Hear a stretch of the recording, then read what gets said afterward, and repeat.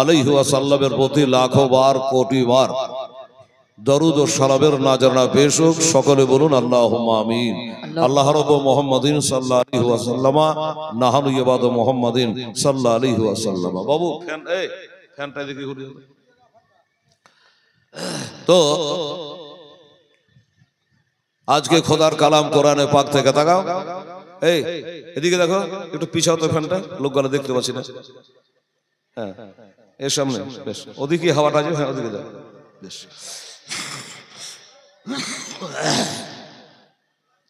যাই হোক,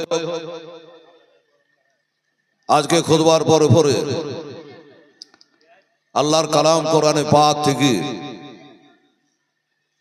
তেলাওয়াত করেছি, সেটা হলো আউযু বিল্লাহি মিনাশ শাইতানির রাজিম। বিসমিল্লাহির রহমানির রহিম। ওয়ালা তাহসাবান্নাল্লাযীনা কুতিলু ফি সাবিলিল্লাহি আমওয়াতা বাল আহিয়াউ ইনদা রাব্বিহিম ইরযাকুন। সাদাকাল্লাহুল আযীম। এই আয়াতে পাকের বাংলা তরজমা হলো এইরূপ। আমার আল্লাহ তাআলা বলছেন যে যারা আল্লাহর পথে শহীদ হয়ে যায়, আল্লাহর পথে যারা কতল হয়ে যায়, তারাকে তোমরা মুর্দা বলা তো দূরের কথা, এমন চিন্তা ভাবনা এনো না যে তারা মারা গেছে, বালাহিয়া, বরং তারা জীবিত আছে। জীবিত আছে তাহলে তারা তো খায়। জি হ্যাঁ, খায়। বলবে তাহলে কোথায় পায়? কোরআন বলছে ইনদা রাব্বিহিম ইরযাকুন।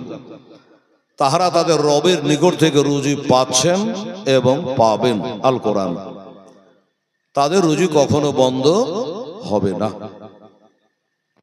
আমার ভাইয়েরা, মা বোনেরা, প্রশ্ন অনেক থাকতে পারে যে তারা যে খাওয়া দাওয়া করে, তাহলে পেশাব পায়খানা কোথায় করে? জি না, এই জান্নাতি খানা খেলে পেশাব পায়খানা হয় না। যেমন আমরা মায়ের পেটে ছিলাম, মায়ের রক্ত আমরা পান করেছি, পেশাব পায়খানা তো হয়নি। এইরকমই আল্লাহর দেওয়া জান্নাতি খাবার ভক্ষণ করলে পেশাব পায়খানার কোনো বালা থাকে না। তাহলে আসুন, আজকে কালকে বলতে বলতে বলতে 12:30 পর্যন্ত বলেছিলাম হযরত ইমাম মুসলিম রাদিয়াল্লাহু তাআলা আনহু, তিনি কি? তিনি হলো আমার ইমাম হুসাইনের আপন চাচার ছেলে। দুটো ছেলে নিয়ে তিনি গেছিল, আপনারা শুনেছেন। পৌঁছে গেছে, তাও আপনারা জানেন। মুক্তার সাকাফির বাড়ি থেকে অন্য একটা জায়গায় তিনি জায়গা আসন গ্রহণ করেছেন। তার নাম বলেছিলাম হযরত হানি বিন উরওয়া রাদিয়াল্লাহু তাআলা আনহু। ওনার বাড়িতে বাবা জায়গা নিয়েছিলেন। আর এদিকে কুফার গভর্নর নোমান বিন বাশিরকে চেয়ার থেকে নামিয়ে দিয়ে ইবনে জিয়াদ, কালকে তার বাবার নাম, মায়ের নাম সব বলেছি, আজও বলবো। এই ইবনে জিয়াদ বাবা 20-22টা লোককে সাথে করে বের হলো। কোথা থেকে? বসরা শহর থেকে কুফা। এই 20-22টা লোক সাথে নেওয়ার কারণটা কি? ভালো করে মনে রাখবেন, শুনবেন। এই ইবনে জিয়াদকে বলে দিয়েছে খুব তাড়াতাড়ি করে যাও, কেননা কুফাবাসী 150 খানা চিঠি লিখেছে, হোসাইন আসেননি। এবার এই ইমাম হোসাইনের চাচাতো ভাই একটা চিঠি লিখে দিয়েছে হোসাইনকে, আজ আসবো কাল আসবো, এরকম একটা হয়ে আছে।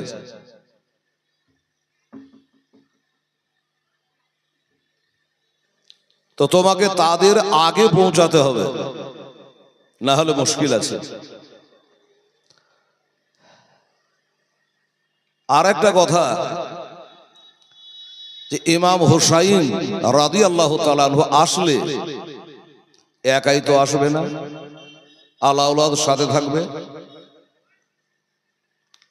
তো প্রথমকার ঝড় যাতে তোমরা সামলাতে পারো, এই জন্য তুমি কিছু সঙ্গে লোক নিয়ে যাও। কোন রাস্তায় যাবে? খুব চালাক, দলের দলে মানুষ রাস্তায় অপেক্ষা করছে। কার জন্য? ইমাম হুসাইনের জন্য। ইমাম হুসেন আসবো আসবো হয়ে আছে, হাজার হলো আমার নবীর নাতি মা ফাতেমার বেটা। তাই মানুষ রাস্তায় দলের দলে বাবা অপেক্ষা করছে যে আমরা স্বাগতম জানাবো, ইস্তেকবাল করব, সম্মান করব, আর তাকবীর দিতে দিতে আমাদের দেশে প্রবেশ করাবো। এই উদ্দেশ্যে মোড়ে মোড়ে সব বসে আছে। এই জন্য ইবনে জিয়াদ বড় চালাক, ওই রাস্তা দিয়ে বাবা আসছে যে রাস্তা দিয়ে আমার হুসাইনের আসবার কথা। কারণ হলো, প্রথমত যারা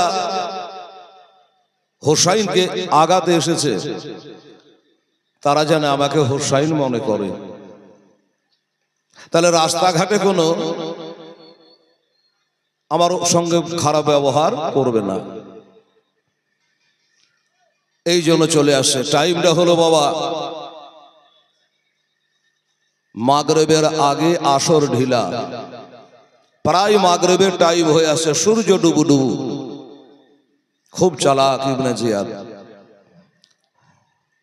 এই সময়তে আসছে যেন আমাকে চিনতে না পারে, মুখে নেকাব পরা আছে। চলে আসলাম, যেই কোভার বর্ডারে পা রেখেছে রে বাবা, যারা অপেক্ষা করে তারা মনে করে এটাই ইমাম হুসাইন রাদিয়াল্লাহু তাআলা আনহু হবে।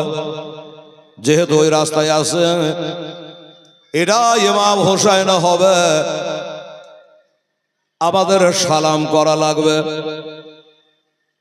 আর একটা মুসলমানকে দেখলে আর একটা মুসলমানে বাবা সালাম করে কি? বাবা করে কি করে না করে? এবার তারা সালাম করলো, এরা ইমাম হুসাইন মনে করে সালাম করলো, আসসালামু আলাইকা ইয়া ইবনে আলী খায়রা মাকদাবিন। এর বাংলা মানে হলো, হে আলীর ছেলে হুসাইন, তোমার উপর আল্লাহর শান্তি বর্ষিত হোক। আর আমাদের দেশে যে আপনি কদম রেখেছেন, পা ফেলেছেন, বড় উত্তম কাম করেছেন, ভালো কাম করেছেন। এই করে বাবা সালাম যখন করা হলো, সালাম দেওয়া হলো সুন্নাত, উত্তর দেওয়া হলো ওয়াজিব। সালামের উত্তরখানা বাবা না দিলে গুনাহ হবে, ইবনে জিয়াদ ভালো করে জানে। এবার বাবা সালামের উত্তরটা এমন করে দিল, এত আস্তে আস্তে করে দিল জানে আমার গলার আওয়াজ বসতে না পারে। কেন? যে ওরা যদি বুঝতে পেরে যায় এটা হুসাইন না, তাহলে আমাকে ধরে নামিয়ে নেবে, ঝামেলা শুরু হবে, মারামারি শুরু হবে, আমার গভর্নরি করা হবে না, আমার আসল কাজ হবে না। এই জন্য বাবা গলার আওয়াজ দিলে না, ফিস ফিস করে, মনে মনে আস্তে করে বাবা সালামের জবাবটা দিল। এই যে আমার মা বোনের আসতে আরম্ভ করলো, গলার আওয়াজ 3 দিন ধরে শুনেছে, পরিচিত হয়ে গেছে। চলো বোঝাই হেলাল উঠে গেছে, আওয়াজ শুনে বোঝা যায় কি না? চিন্তা করলো, আমি ইবনে জিয়াদ যদি জোরে আওয়াজ দিই, ওয়ালাইকুম আসসালাম বলে দিই, আমার আওয়াজে চিনতে পারবে এটা হুসাইন না।